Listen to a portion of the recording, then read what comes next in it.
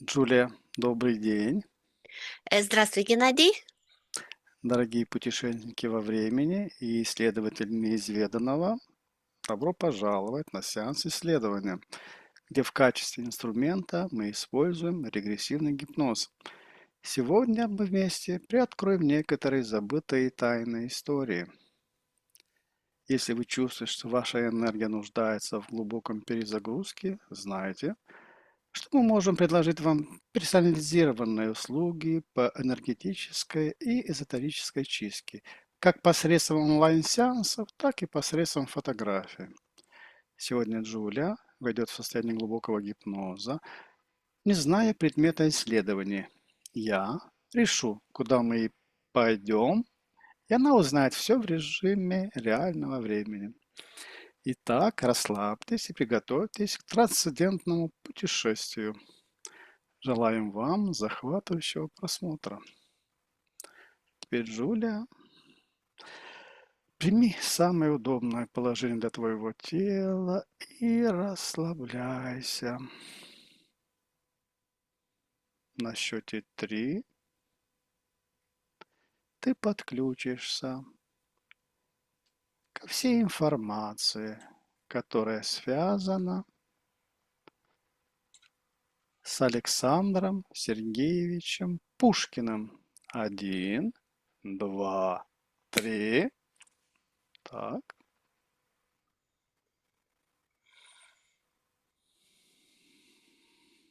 ты подключилась. Да. Мгм. А теперь на счете 3 те каналы информационные, которые выдают ложную информацию, они у тебя окрашиваются в красный цвет. 1, 2, 3.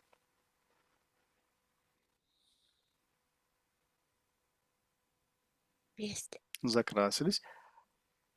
Ставишь запрет на подключение к этих каналов на счете 3. 1, 2, 3. Так, сейчас ты подключена только на истинную информацию, связанную с Александром Сергеевичем Пушкиным.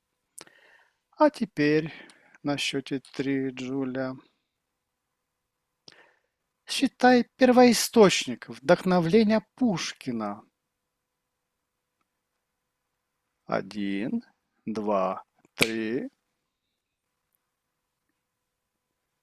Это какая-то стихия, какой-то архетип, какое-то внеземное влияние. Что это? Изначально мне показывает его няню Арину. И она вложила в его тайну бытия, так как она была непростой женщиной. Она еще помнила тот мир, который пытались закрыть и забыть. И она рассказывала ему истории.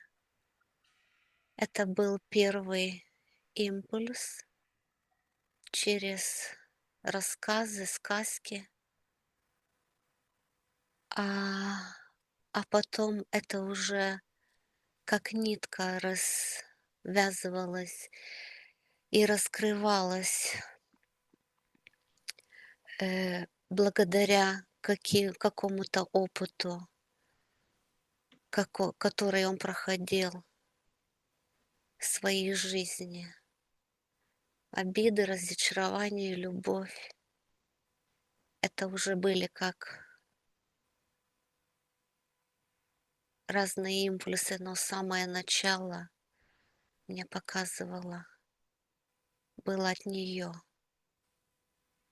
Если идти еще дальше, это душа, которая пришла в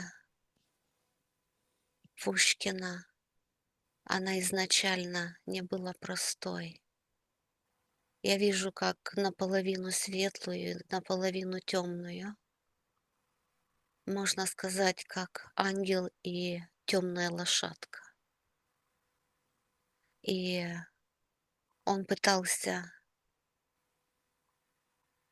переходить из одного состояния в другое.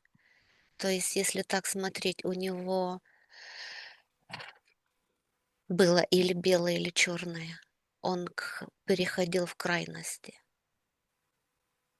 И в жизни вот была в крайностях. Да. Найди доминирующую нечеловеческую сущность, стоявшую за образом его муз. На счете три. Один, два, три.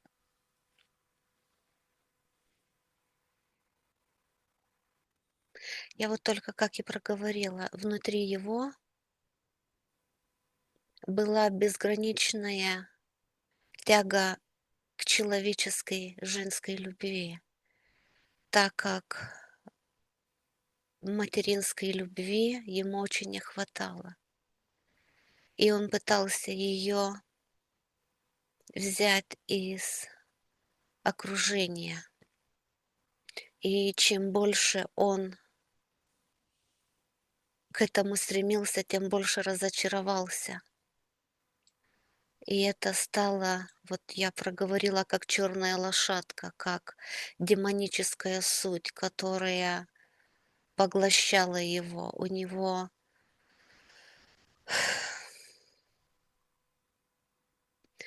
я бы сказала, такая демоническая привлекательность, когда женщины перед ним просто не устояли. Он умел говорить, он умел рассказывать, он умел привлечь на себя внимание, а потом, если говорить по нашему сленгу, просто очень много макаронов на уши вешал каждый. А женщины, они такие, как бы им. Возвращаясь к твоему вопросу, там не так однозначно. Там идет вот борьба. Внутри есть очень огромный потенциал, очень большой свет, но все окружение его тянет вниз, и он поддается всем Этому влиянию, да? этому влиянию, да, и всем земным порокам. И эта энергия, с которой он пришел, это огромный потенциал, он угасает быстрее, чем должно было бы Чем быть. пребывает, да? Мгм. Да. Считай состояние сознания в момент наивысшего творческого потока. Как изменялось его энергополе на счете три? Один, два, три.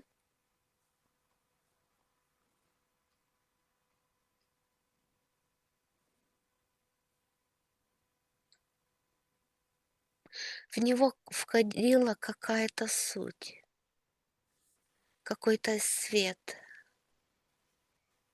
Он входил в легкий транс.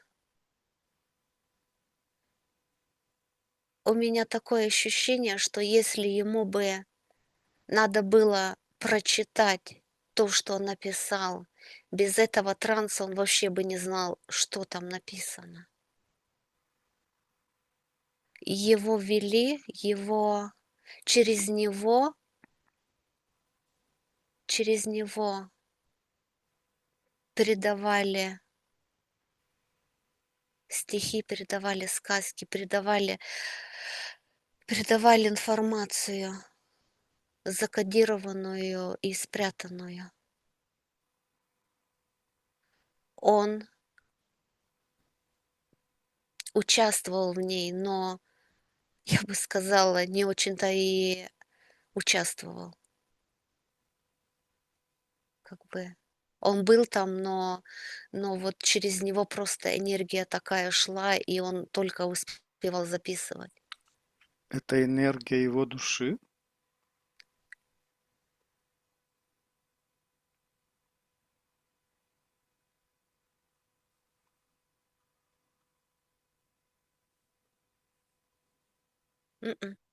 Нет, Мгм.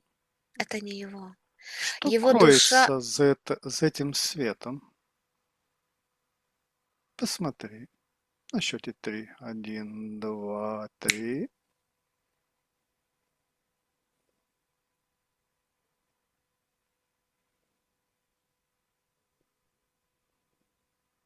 скрытая информация, скрытые знания, что-то, что должно быть расшифровано. Без- Каждое слово, каждая строчка носит очень важную информацию для тех, кто не будет ее просто прослушивать, а прочувствовать. Который будет впитать в себя вот эту энергию, вот эту информацию, да? Вот именно. Она, вот читаешь стих, как нас научили, просто ударение правильно ставить и выразительно прочитать. А вот когда ты вживаешься в это, и когда включается шестое чувство, которое открывает что-то внутри, вот какие-то знания через эти слова, через это Это шифр, который творчество заставляет душу раскрываться. раскрываться у каждого, да? Да, Связь со своей душой тогда происходит. да. Найди энергетическую плату за его дар. Какой дисбаланс или потеря сопровождали вдохновление его? На счете три. Один, два, три.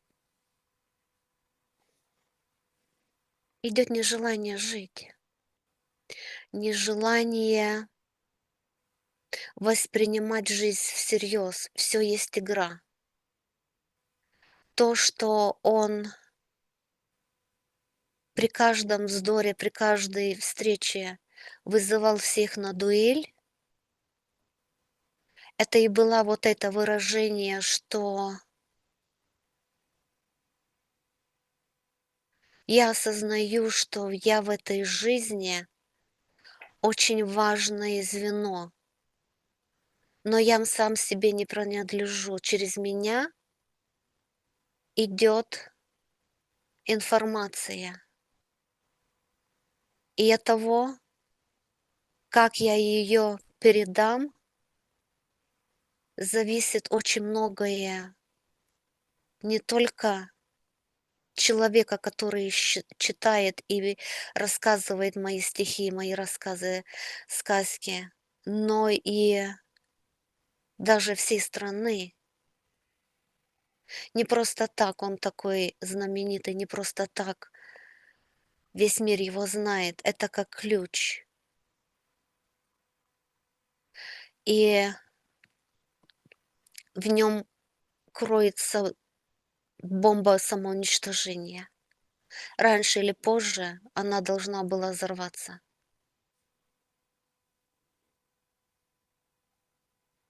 Да.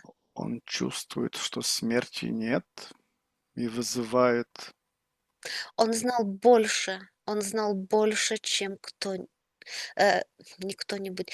Он знал больше, чем очередной человек.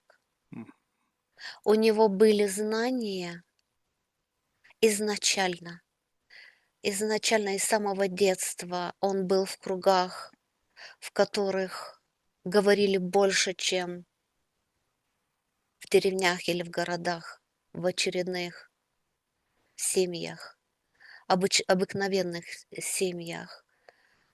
И вся его жизнь это была как протест д смерти, да, да, дуэль благодарю. Д смерти. дуэль с жизнью, постоянная дуэль с жизнью. Кто кого. Можно ли сказать, что через рассказы его няни у него очень рано открылась та связь с его душой, которая и является его музой. Как ты это считываешь? Я осознаю то, что изначально он имел большую связь в этом высшем я, вот с этой высшей сутью, которая мы называем душой, которая дает нам вдохновление и осознание красивого и прекрасного. Но идя по дороге жизни, он это теряет на что-то другое. Вот этот свет через боль, через непринятие, через сексуальную грязь, она превращается в рупор чего-то другого. Если я смотрю детство, когда там свет и проявляется вот эта светлоангельская, так называем, суть, то уже подростковый, я бы сказала, 16-17 лет, когда он становится, у него протест на все и все окружение, непринятие всего, что вокруг происходит, и даже в каком-то смысле самого себя непринятие. Вот он переходит в темноту, он переходит, его тянет туда, где темно.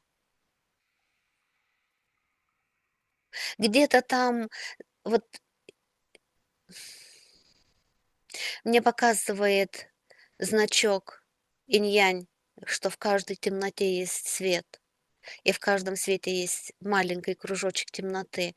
Вот если взять детство, это вот эта светлая душа с немножко маленьким шариком темноты, и потом все переворачивается, что он становится темным, и вот этот свет, который вот держит его на плаву.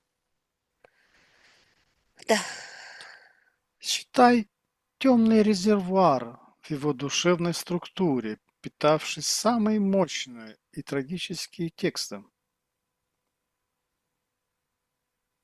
это магия. Это какие-то магические ритуалы, которые проводились в разных возрастных группах, то есть как возрастных промежутках, его жизни.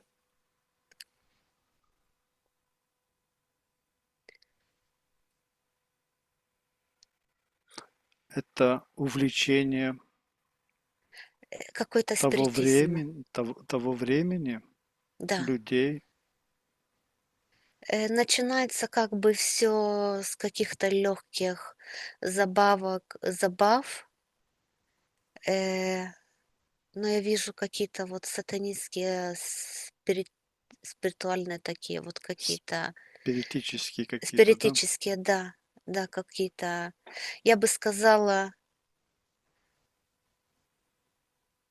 лицей, когда он учился, там как бы мальчики, они выдумывали абсолютно все, они испробовали абсолютно все. И через вот какие-то связи с друг другом мне это показывает. Они у них были магические знания, у них они делились друг другом, они испробовали, как стать, вот их вижу, как стать знаменитым, как стать богатым, как стать любимым, как управлять пространством, как управлять женщиной. Вот это все они проделывали как бы в шутку и как бы всерьез. И душа, она становится темнее. И вот если просмотреть его часы жизни, они просто утекают через эту магию, через эту всю черноту. Да, Считай главную неозвученную травму его детства, юности, сформировавшую его роковую модель. На счете 3.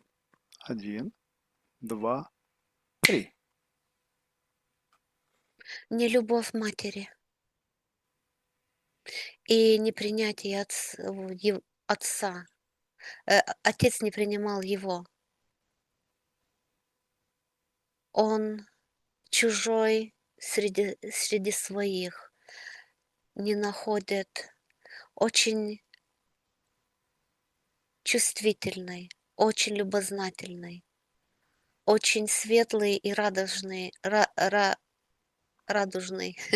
радостный мальчик, наверное, радужный тоже, которому нужна любовь, которому нужна забота, которому хочется быть любимым.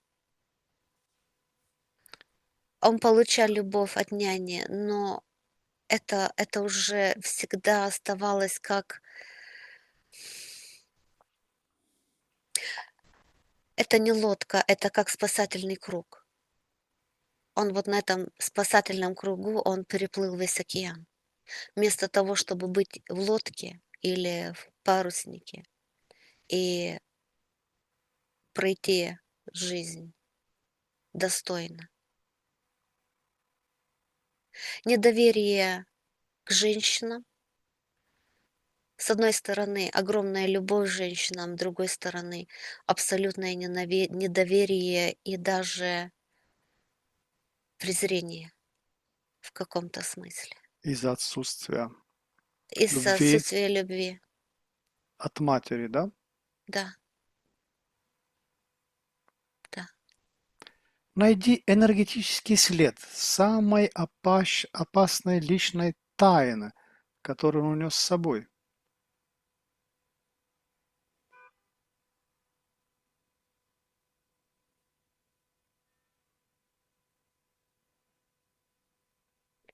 Э, все свои тайны он раскрывал. Он был болтун. Он как бы рассказывал всем все и иногда еще добавлял, часто всего добавлял свои какие-то рассказы. У него не было тайн, он не умел держать никакие тайны, абсолютно никакие. И потому он был неугоден, потому что он знал больше, чем надо, а язык не умел держать. Был Он без был костей, опасен. да? Да, он был, опасный для системы. И если говорить про какие-то секреты, я не вижу никаких секретов. Он очень открыто говорил про все, про свои походы, про то, как он любил и влюблялся, про все секретные общества он состоял, где и что он делал. Он всем все рассказывал, и поэтому он страдал от этого, как бы физически его устраняли, его клеветали и старались его осквернить. Да, все. Считай истинную природу его демонической или экстремальной тяги к картам, дуэлях, к женщинам.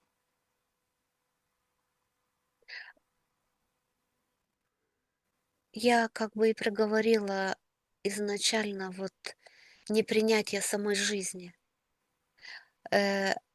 Осознание: "Я здесь не принадлежу". это все не настоящее, это все иллюзия. Я я пытаюсь, не я, он как бы я через него вот синхронизируюсь. Я хочу пройти это все, чтобы почувствовать что-то, потому что чем дальше живу, тем меньше я чувствую. Я больше не чувствую любви, есть только тяга к телу и физическим отношениям. Я не чувствую страха, потому что я ничего не боюсь. У меня вообще душа открыта для всего, что вокруг. Я хочу что-то почувствовать. Мне хочется быть живым. А внутри такое ощущение, что он как биоробот, он ничего не чувствует. Он идет на какие-то острые ощущения для того, чтобы почувствовать или боль, или радость. Вот что-то живое. Он ничего не чувствует. Такое ощущение, что душа уже куда-то там далеко от тела.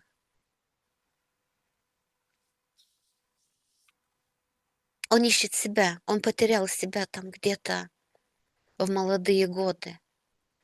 И он пытается возвратиться обратно в детство, пытается возвратиться в свои вспоминания для того, чтобы вспомнить, как это чувствуется. Через творчество он знает, как это написать, он знает, как красиво это все подать на тарелочке. Но, блин, ничего не чувствую вообще. Написал, потому что за это деньги платят. И все это любят, и за это я получаю славу. Вообще, ты знаешь, Геннадий, у меня такое ощущение, что вообще душу продал в какой-то момент. Ему пришла слава, ему пришло принятие, а радость ушла, жизнь ушла. Да. Найди паттерн бегства. Что он искал или от чего бежал в бесконечных переездах?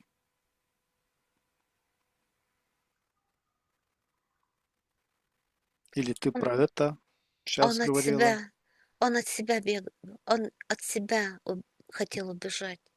Он думал, что поменять местность, поменять пространство, поменять людей, поменять традиции вокруг. Он может почувствовать что-то другое. Он может прочувствовать жизнь. А неважно, куда он пошел в горы, в Кавказ, или куда он бы ни пошел, у него вот если по ощущениям я так чувствую, что вот он кушает, и он не чувствует вообще никакого вкуса. Неважно, это лимон или картошка, вот все на один вкус. Вот так у него. Это я не про еду говорю, вообще про жизнь. Ощущения вкуса жизни вообще никакого нет. И идет игра, идет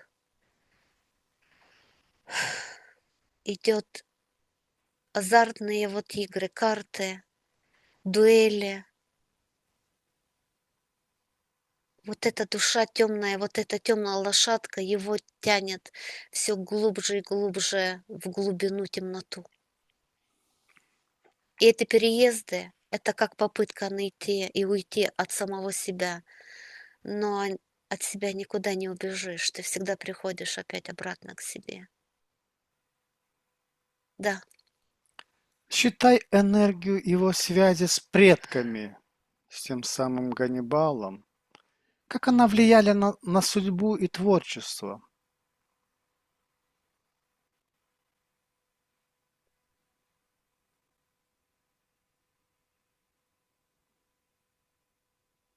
изначально это как вот лесенка, как ступенька для него была, что он непростой. У него есть корни непростые, связанные с самим императором.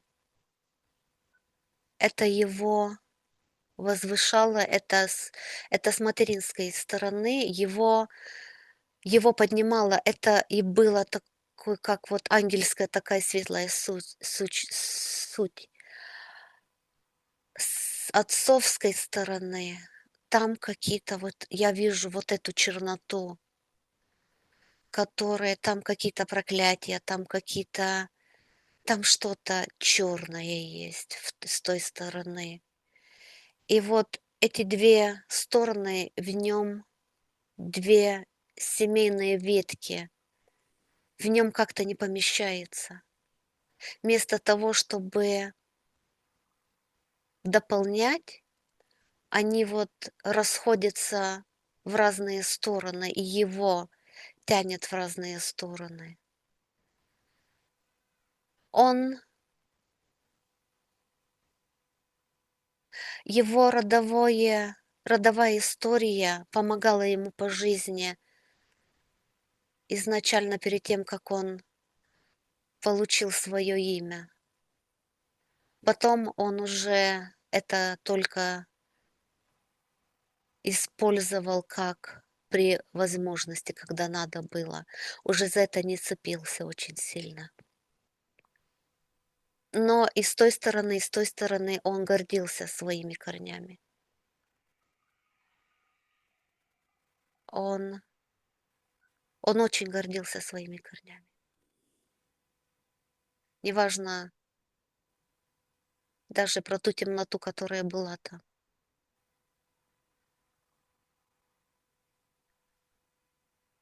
Ты знаешь, опять Геннадий показывает двойное такое.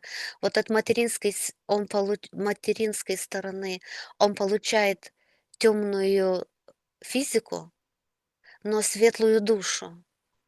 А с отцовской стороны он получает светлую, вот физическую какую-то вот суть, но темную сторону другую. Как вам теперь объяснить? Вот они как-то вот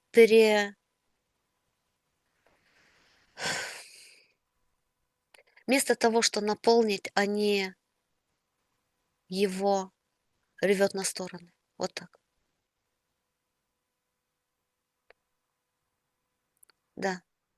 Найди скрытый страх, который он тщательно всего маскировал под бравадой. Я не вижу никакого страха. Страх был в детстве. Очень-очень сильный страх. Он видел он видел то, что человек не может видеть, простым взглядом. Он видел параллельные миры. Он думал, что ему снится, но он видел сущностей каких-то. Няня ему рассказывала про потусторонний мир и рассказывала про мировоздание тоже. Страх у него был. А потом он, когда уже пошел в лицей, понемножку страха никакого я не чувствую. Посмотри, когда ему рассказывает няня, он этот мир воссоздает, о котором она, Да, и да, он рядом всегда с ним, этот мир. да, да. И есть два мира. Тот Темные и светлые. и тот Три свет. мира. Мгм. 3 мира. Светлый мир, темный мир и мир, в котором он находится. Вот он и жил как-то вот в 3 мирах. Ой, в 3 мирах. У тебя все хорошо? Да, у меня просто вот какой-то вот такой поток пошел. Да, все хорошо. Когда проговорила про третий Мгм. мир как-то. Мгм. Считай на счете 3 истинную цель его пребывания в Кишиневе, скрытую за формальной ссылкой. 1, 2, 3.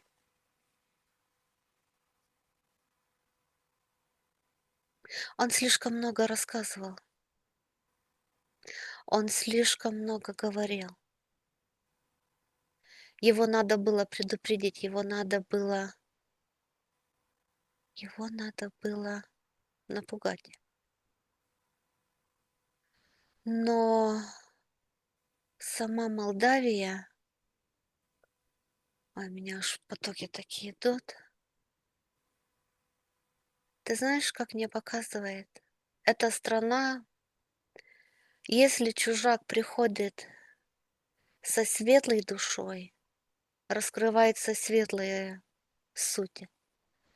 Если чужак приходит с темной, с закрытой душой, раскрывается темная суть. Вот его тянет или туда, или туда. Это как источник. Это как есть поток воды, водопад, и ты становишься или живой водой, или мертвой водой. Вот тут он становится мертвой водой.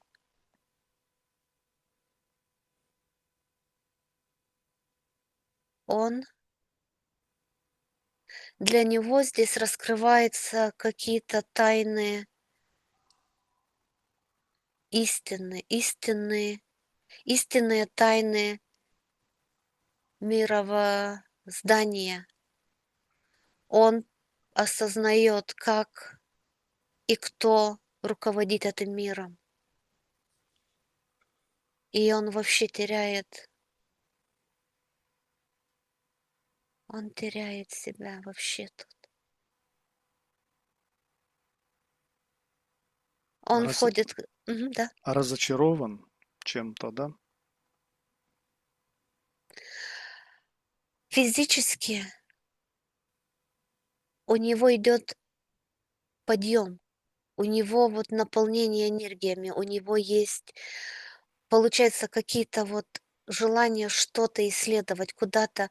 Он начинает писать, пишет больше, и ему открывается мир,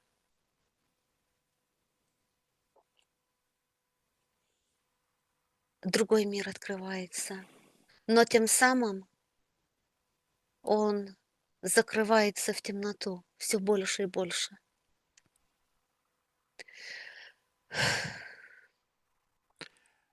Найди энергетический отпечаток ложи Овидий. Какую силу там активировали или искали?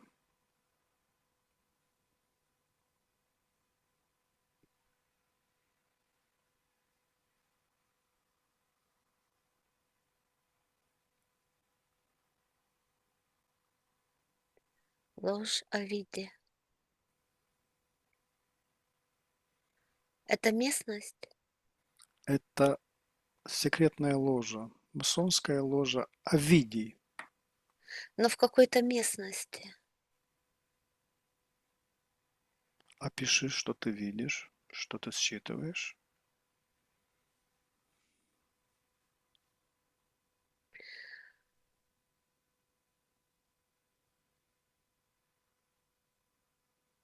Я вижу постройку,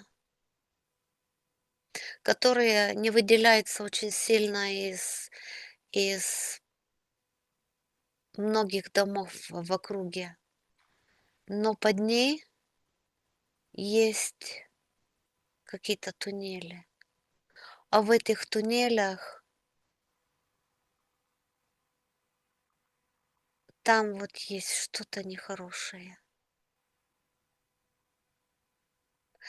Э, Понимаешь, как мне идет?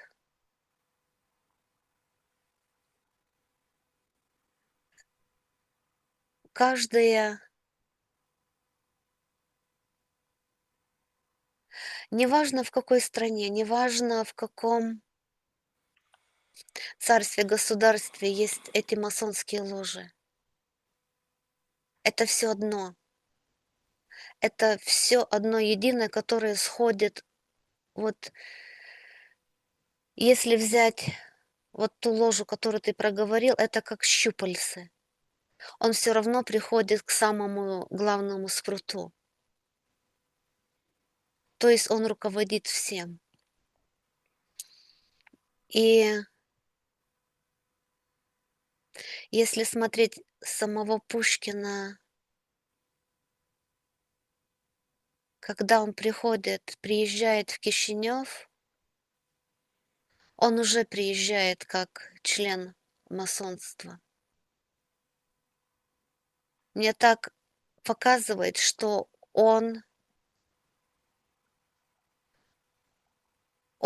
собирает и посвящает, ищет братьев, чтобы оставить их здесь для того, чтобы управлять вот этим пространством. Вообще темнота, такая темнота, что я бы сказала, что он как учитель приехал, не учитель, а как руководитель приехал создавать и внедрять какие-то новшества в новую организацию. То есть старую организацию сделать ее немножко, Апдейт. да, обновить, да, да, да, да, вот так, так. Об этом говорит его кольцо, которое он носит. Ты знаешь, я вот смотрю на кольцо, фу, и я вижу очень длинный ноготь. Вот этот маленький, маленький, вот этот маленький. Мгм. Смотри, я тоже кольцо надела на эту руку, как знала. Вот тут вот этот палец, ты знаешь, это не ноготь, это не, это как коготь, Коготь, да? коготь, да. И такое ощущение, что вот этим вот пальцем он что-то мешает, он что-то там пробует, он что-то вот так, знаешь, вот, ну, все Чертит, такое да? чертит что-то, да, вот именно этим ногтем. Странное слово чертить Да, близко к черту, да? черту, да, да, да, да, да, да, да. Тебе тоже Но там пришла и это? абсолютно, да, да, да. Считай, тип сущности. Молчаливый страж или агент влияния, наблюдавший за ним там. Пожалуйста, там где? В Этой этой ложе? ложе, да. Мгм.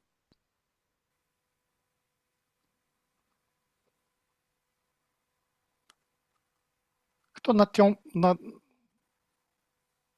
на тонком плане находится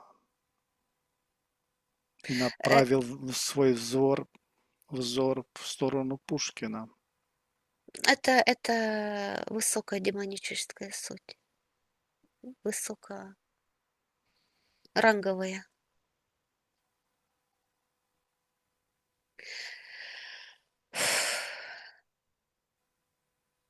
У тебя все хорошо? Да-да-да, просто очень Мгм. тяжелая энергия. Не, все нормально. Очень такое, знаешь, вот сердце аж из Мгм. груди выскакивает немножко. Най- Каждый, который подписывает себя для этих, каждый, который отдает себя тайным организациям, он отдает свою волю. Сперва дает волю. Под присягой молчать и ничего не выдавать, законы и условия братства. Следовать всеми указами, и делать все ради блага братства. А уже потом, когда ты отдаешь свою волю, потом уже тебя вот на колени ставят и ниже, ниже, ниже, ниже, пока ты уже вообще пластом лежишь на земле. Ну, это в переносном смысле. Ты не принадлежишь сам себе. Ни умом, ни душой, ни мыслями. А если ты пытаешься где-то вырваться, тебя или ограничивает, или просто убирает, если уже так неповластным станешь. А Пушкиным было очень легко руководить через его привязки к сексуальным играм, через женщин, через азартные игры, когда он мог просто проиграть все и даже то, что у него нету. Но это все показывает, эти сущности, они его просто поработили, темные сущности. Да. Найди ключевое знание или навык, полученный им в Молдавии и не отраженный в текстах.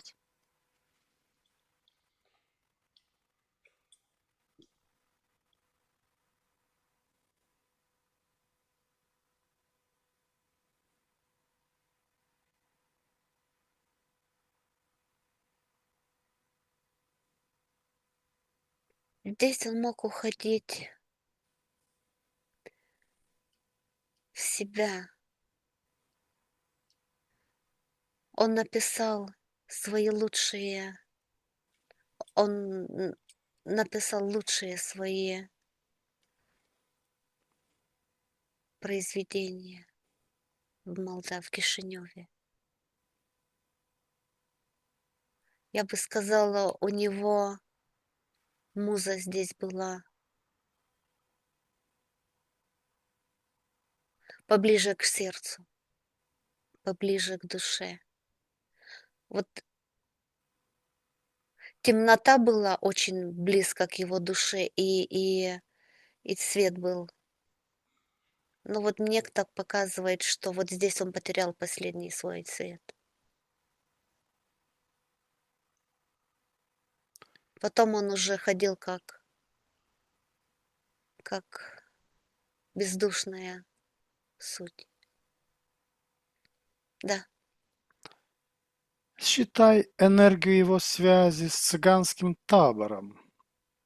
Что он там действительно перенял?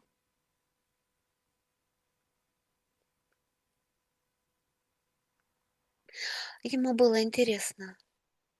Ему было интересно традиции, песни под открытым небом, душ за душу берущие песни, красивые, живые люди, которые злились по-настоящему, ругались по-настоящему. И Страсть была страсть там. Ему так этой страсти не хватало. Они были живые. этой Они гуще, были да? грязные, они были, но они были настоящие. Там все было, и он вот эту, он смотрел на них, и он просто глотал эту новую энергию, как, как воду из кувшина. Вот не мог напиться. И Этой свободы. это свобода тоже, без ограничений. Делаю, что хочу, еду куда хочу, не надо мне думать вообще ни о чем. Я есть свободная душа. И еще он искал ответа про свое будущее. Ему рассказала старая гадалка, старая цыганка. Она все ему рассказала. что жить ты будешь недолго. Она даже описала ему, от какой руки он погибнет. И она сказала, если ты не погибнешь, да? Если ты не погибнешь первый раз, ты все равно погибнешь на дуэли. Твоя книга такая, и Твоя тебе судьба такая, да? такая судьба, и сопротивляться тебе не стоит, потому что ты, Противопоказано. ты ничего не сделаешь. А он принял свою судьбу там тоже. Вот это было как бы осознание, Откровение. что надо жить и просто делать то, что тебе на тарелку ложат, то и съедаешь. С вкусом, без вкуса. Но вот все, что есть на тарелке, надо все съесть.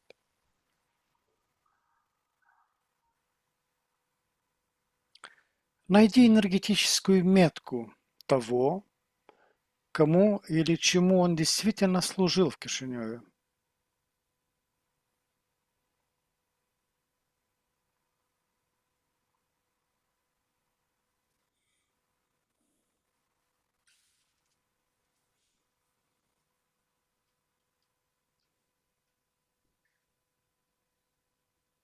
Смотри,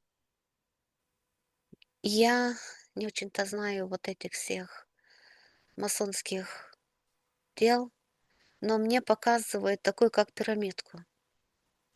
Сперва они начинают с веры в Иисуса Христа. Вот ты не можешь идти в масонство, если ты вообще неверующий. И первые ступени ты идешь как бы с, с именем Иисуса Христа. Потом, когда ты идешь по ступенькам, идешь выше, тогда идет уже начинаются демонические сути, пока ты доходишь до самого хозяина.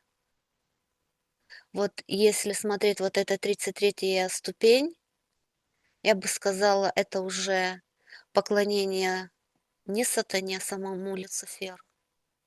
Вот свет, то есть ты наступаешь своими пятками на, на Иисуса и вот становишься и говоришь хвалы Люциферу. Так что на вот твой вопрос мне так и идет, что у него уже и была самая верхняя ступень, и он его вел сам хозяин. Потому вот эта власть, вот потому эта значимость, знаменитость и вот мне показывает, опять возвращаясь к лицею, когда они все играли как бы и в игры, и что каждый мальчик хотел. Я хочу быть знаменитым, чтобы меня всегда помнили даже после моей смерти. Все женщины были под моими ногами. Мне хватает денег, я, я знаменитый. Вот это и есть вот самое главное, что он пожелал, то, что у него было. Да. Считай, глубинный страх или искушение связано с его близостью к декабристам.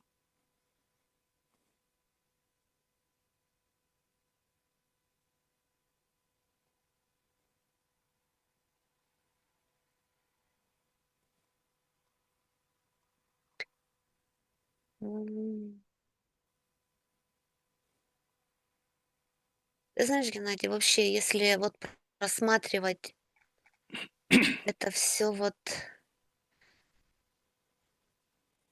слово декабристы, декабристские жены, ссылки в Сибирь, то, что официально мы учились в школе.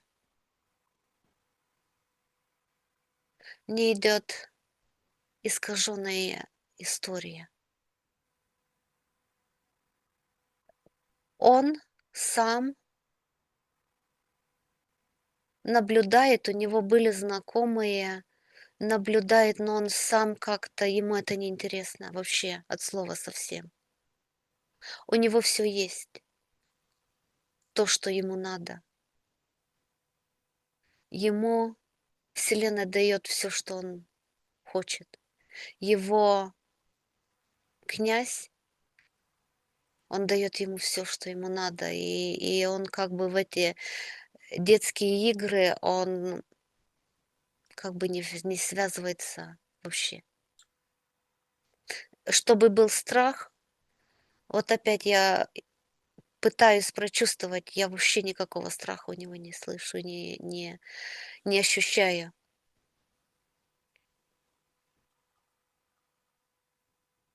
Он сам идет туда, где есть опасность. Он все делает для того, чтобы вот его куда-то вот немножко поколотили. Он не бежит от опасностей. Но с декабристами я не вижу большой связи. Да. Найди истинную цель общества или ложи, с которой он был глубже всего связан.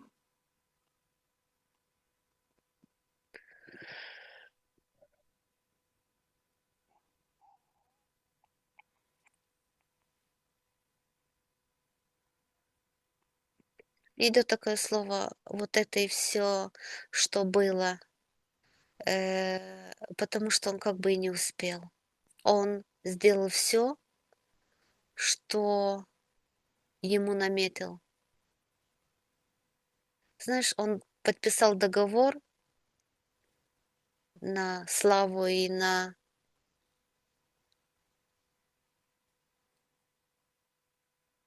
да, договор на славу и отдал свою жизнь, свои года для этого.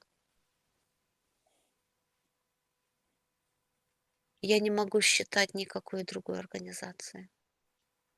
Кроме тех, если сказать там, где поэты собирались, там какие-то рестораны, там кофеюшки, они там имели э, поэтические какие-то вот группы, э, собирались как театральные группы, но если говорить про как бы закрытые группы, я больше никакой не вижу, только вот именно масонскую.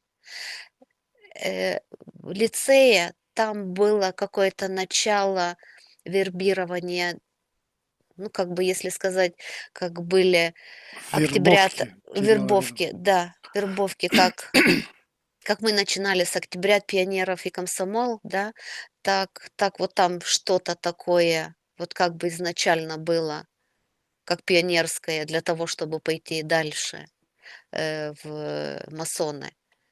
Но больше я не вижу. Ты просматриваешь параллель пионерства.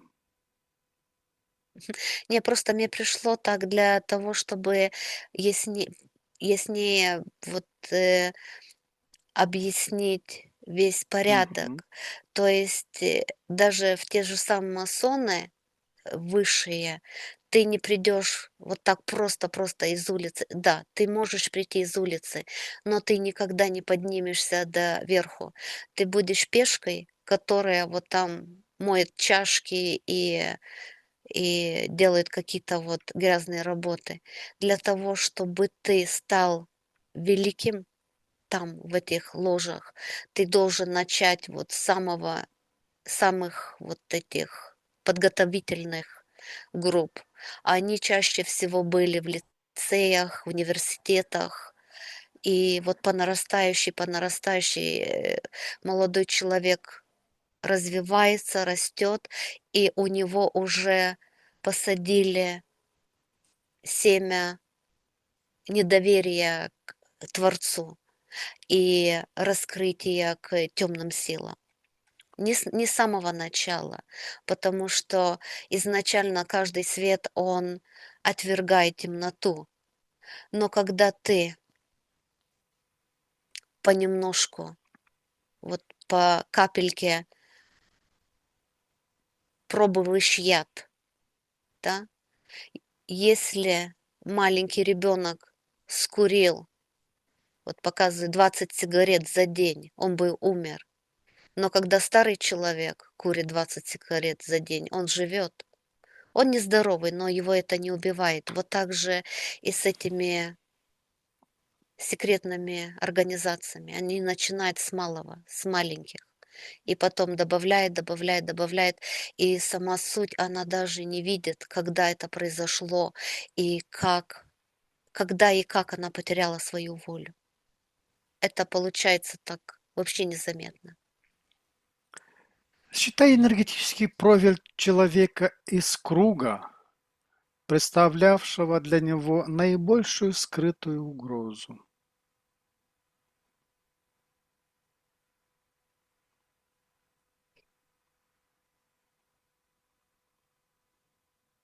Ты говоришь про семейный круг или круг друзей? Круг, в котором он вращался, А, вообще там, да. находился, да. Все поняла.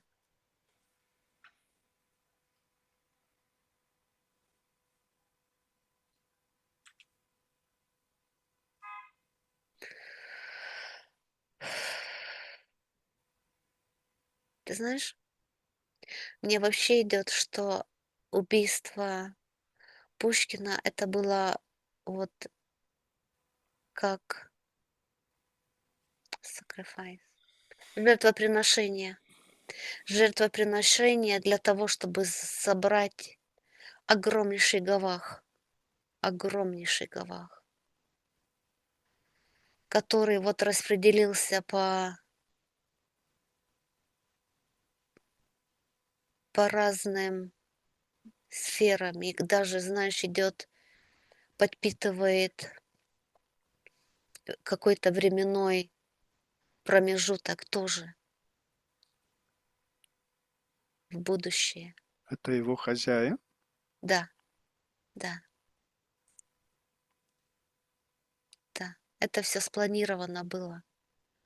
Потому что когда он уже умер, э, безразличных не было не только в Санкт-Петербурге, но не было и как бы все, все его как-то вот знали, и он был очень знаменитый. И очень много людей плакали и оплакивали его. И вот этот гавах, мне идет слово жертвоприношение. Считай энергетику момента, когда он принял решение не идти до конца с тайным обществом.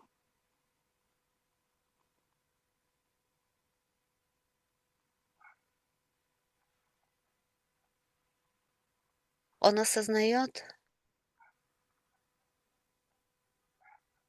что он идет на абсолютное уничтожение. Он осознает, что он не туда идет, Он осознает, что он пришел в тупик. У него есть понятие, что ему надо скоро умереть, что для него готовится жатва. И зная законы Вселенной, зная законы магии,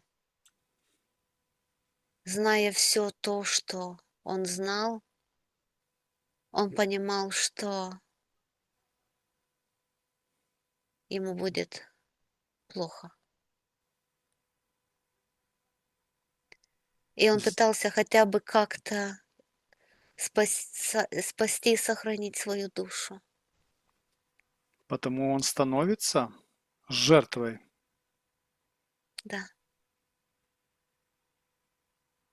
Он уходит от масонства, да, от братства Да, того самого. да. Он предал, а если предаешь, тебе нету нету места в этом мире. Ты знаешь, вот идет такое слово: "И только кровь может Смыть отмыть твои грехи". И он надеется на то, что вот именно вот эта кровь и слезы людей могут очистить. очистить его душу, может ему помочь, может вернуть его в то состояние детства, где он Чист. чист и верил в сказки, и обнимал свою няню и чувствовал в душе спокойствие. И созидающую силу. Да.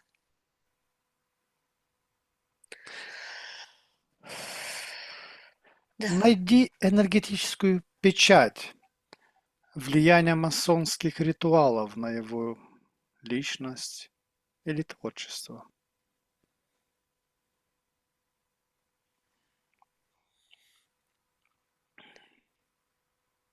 Ты знаешь, мне идет, я памятник воздвиг себе нерукотворный. Я не знаю, кто это написал, но он как заложенная душа. Он по частицам везде. Вот знаешь, как э, когда человек умирает, они говорят: "Покойся с миром". У него покоя вообще, покой нам не снится.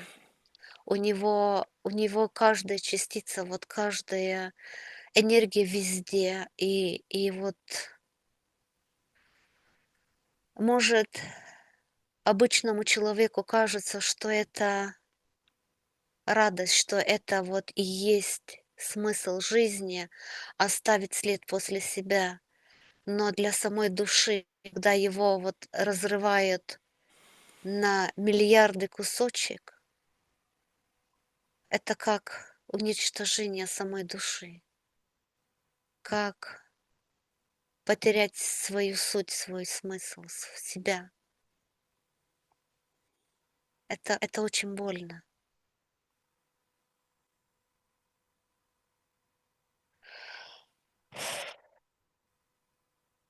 Повтори, пожалуйста, вопрос. Я еще.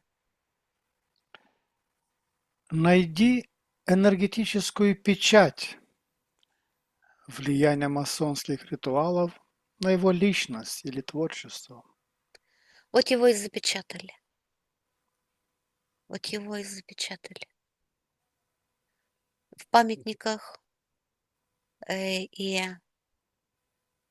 это больше, знаешь, это продолжалось при жизни, но как бы самое интенсивное — это после смерти. Запечатание идет. Влияет его творчество через эту печать на всех тех, кто читает его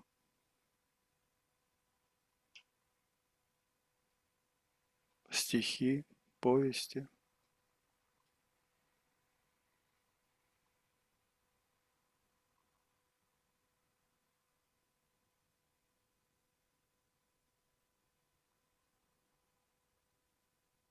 Мне опять показывает замок и ключи. Замок и ключи. Есть наложенная всемирная иллюзия.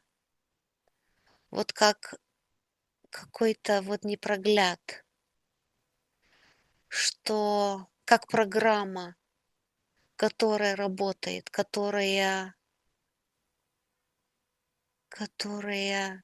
влияет на читающего.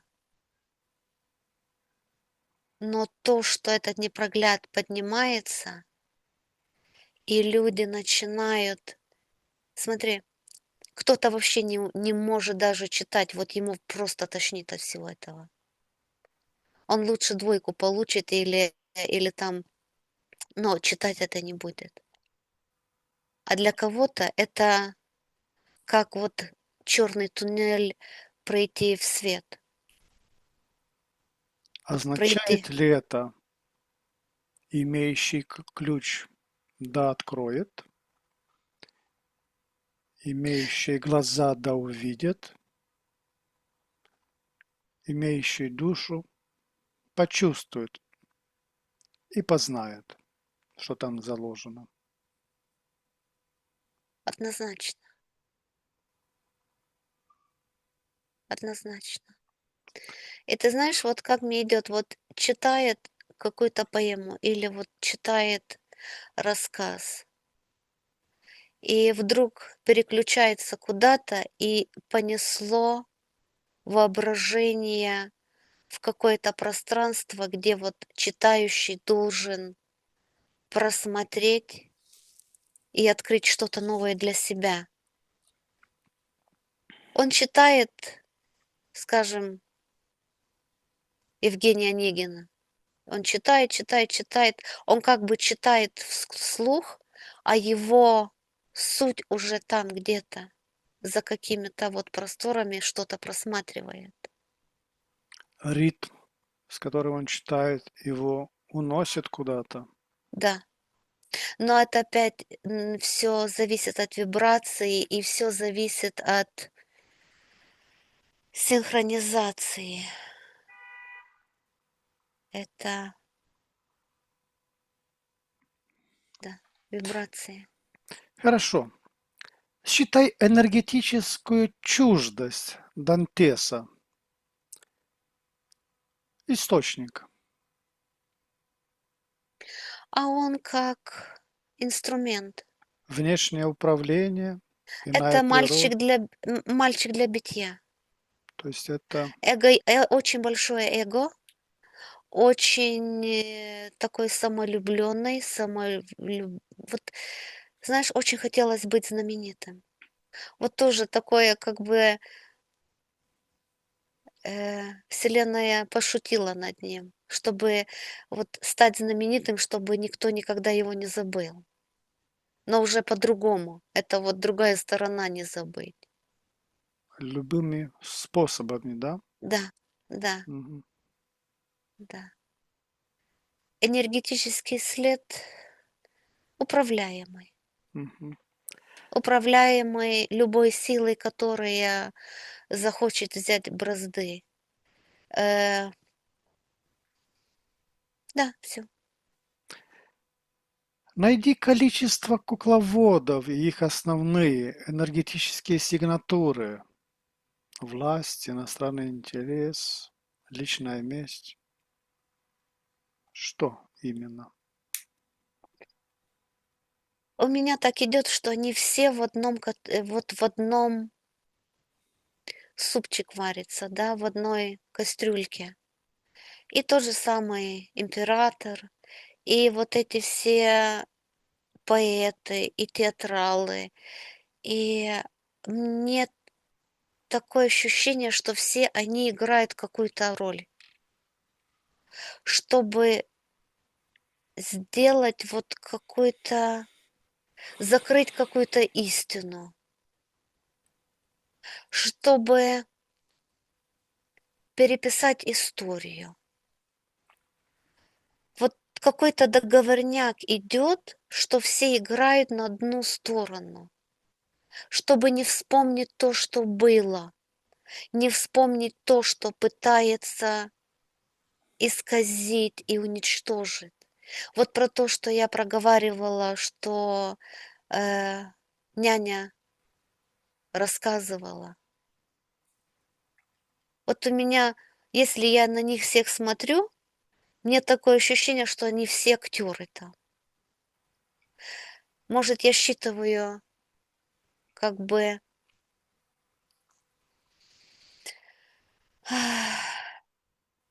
матричный такой сценарий, что мы все в иллюзиях, и мы все актеры. Но мне идет больше как подставленники, все какие-то вот подставленники для того, чтобы играть какую-то историю, для того, чтобы не вспомнить то, что было на самом деле. Переписываются книги, переписываются истории, переписывается сама история. Вот все переписывается там. Э, Историю переписывают победители. Не идет. Да, я отошла вообще. Извини, да, слушаю. Хорошо. Считай ключевой невербальный сигнал, знак или предупреждение, который Пушкин проигнорировал или неверно истолковал. Он все знал. Он абсолютно все знал до мелочей. Что с Цыганка. ним будет? Мгм. Да, да, он ей поверил, потому что то, что она проговаривала, э, какие-то мелочи в жизни, о которых только он сам знал, она все ему рассказала. У него не было никакой возможности не верить ей. Не программировала ли она, не создавала ли она этот сценарий через... Каждый человек, который приходит в нашу жизнь и с которым мы говорим, которого мы слушаем, он вносит какое-то изменение в нашу жизнь. Не бывает так, что кто-то что-то сказал и не пропрограммировал. Э, Эта цыганка, она тоже была частью Системы. программы Пушкина. Да, все происходит не просто так. Не бывает случайных встреч. Найди энергетический след альтернативного сценария, который гас по мере приближения к дуэли. Был он или не было его?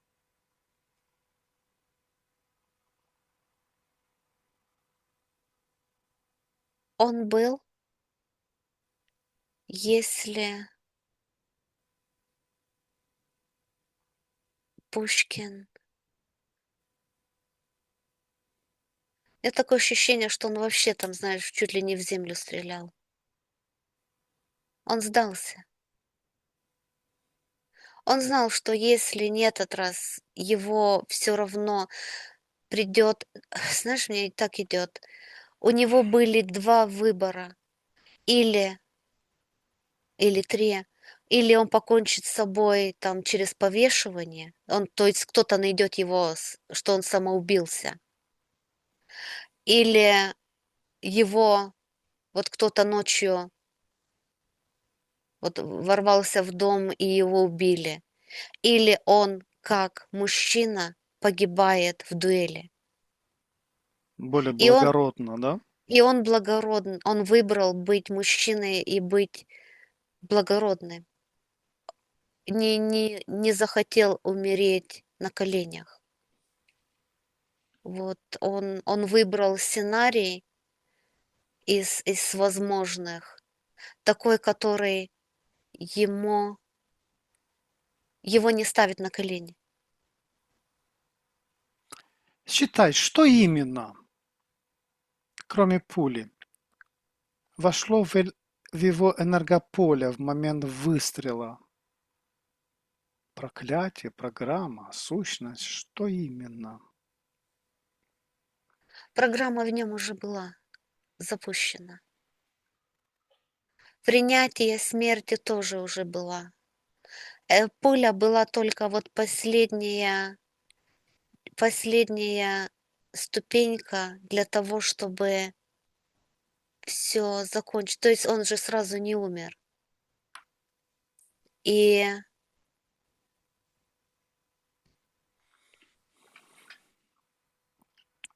он не хотел жить, он уже все сдался. Я вижу, ой, вот ты знаешь, вот где-то живот и кишки там все разнеслось. То есть не сердце, а вот именно кишки. Боль огромная, знает, что помирает уже, все. Да. Найди основного бенефициара его смерти на энергоинформационном уровне, чье влияние усилилось после того, как он умер. На счете 3. 1, 2, 3.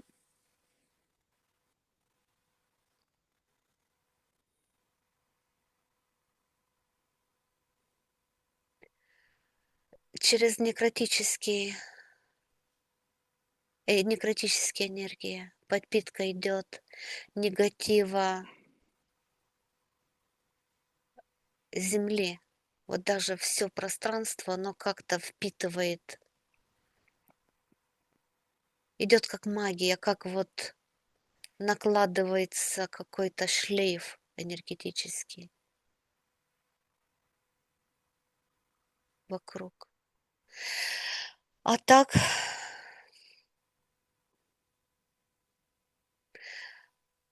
если по сравнению, это как взрыв атомной бомбы вот на энергетическом. Произошло очень много изменений. Кто-то насытился. Вот эти интерференты, это, как их назвать? Инфернальные сущности, мне говорят, да. Инфернальные сущности, они получили очень много подпитки для продолжения и для идет подпитка для будущих войн, для будущих э, Событий, да? событий, да, да. Поток Творца на меня ты можешь немножко На открыть, счете 3 пожалуйста? открывай потоки Абсолюта, который льется на тебя, очищая все твое поле от негативного влияния. 1, 2, 3. Все, благодарю. Так. Да, я готова. Считай тип связи между Пушкиным и Дюма. Реинкарнация, параллельное воплощение, эгрегориальная связь. Что это за связь? Я вижу два разных человека. Я вижу разные. Это два разных человека, которые энергетически вообще не могу их связать.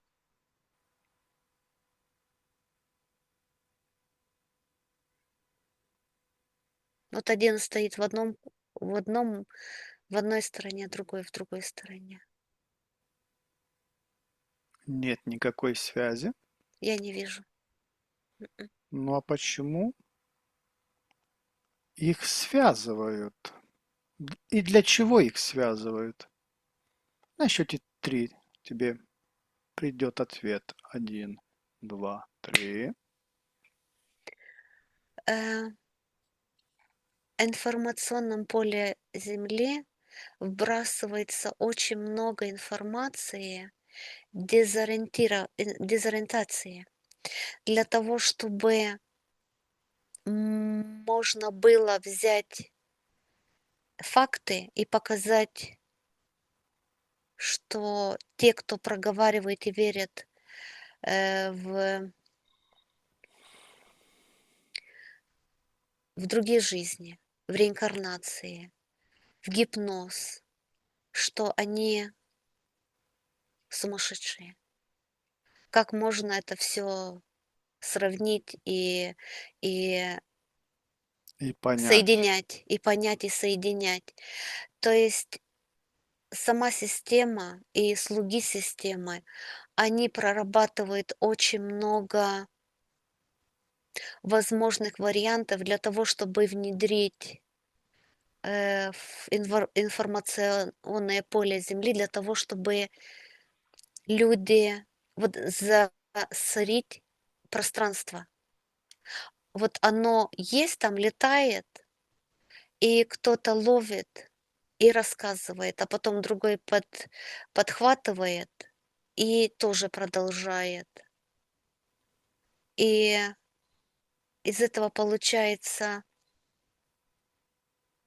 Сказки небылицы, да? сказки-небылицы.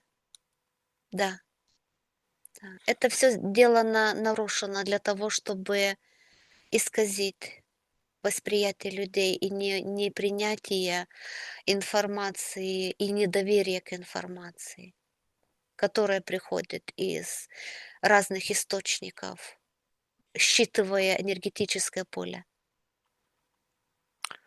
Хорошо.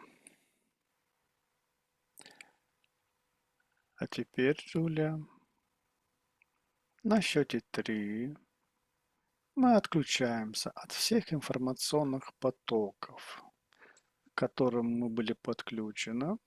1, 2, 3. Повышаем на счете 3 наши уровни энергии и вибрации до максимального значения. 1, 2, 3. Сейчас я начну выводить тебя из этого состояния. Твое сознание и тело мягко вернутся в бодрое состояние, сохраняя ощущение комфорта и легкости. Я буду считать от 1 до 5, и с каждым счетом ты будешь чувствовать, как твое сознание становится все более ясным, а тело легким и наполненным энергией. 5. Ты начинаешь постепенно возвращаться в здесь и сейчас.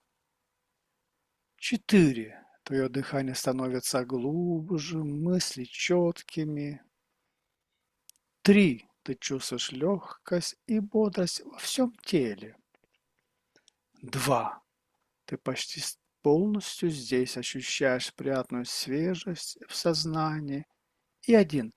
Полностью пробуждаешься, чувствуешь себя прекрасно, бодро и комфортно. Когда ты откроешь глаза, ты будешь чувствовать себя отдохнувшей, спокойной и наполненной сил. Сейчас сделай глубокий вдох и на выдохе открой глаза, полностью вернувшийся в бодрое состояние. Каковы твои ощущения? Еще не знаю. Мгм. Хорошо, хорошо, приди в себя.